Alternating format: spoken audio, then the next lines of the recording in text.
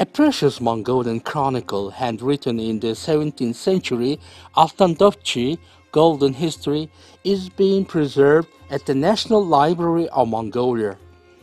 Written by Mongolian historian Lobsang Danzan in 1651, the chronicle shows history of Mongolia from periods of Butte Chan and Gomaral to Ligden Khan.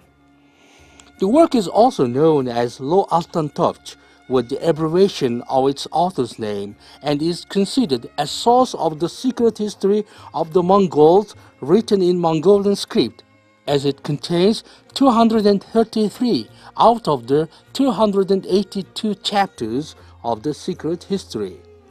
Moreover, it includes additional details about Mongolian history between the 12th and the 13th centuries.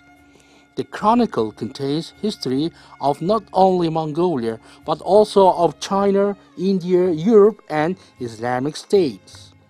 In 1926, the first chief of the Institute for Script and Sutras, Earl Jamyang Anghoding, obtained the 178-page text written by ink and bamboo pen on a paper sized 19 to 63 centimeters from Dari Yunshebo, the nobleman of Bain Tomankhosho, Darnot province.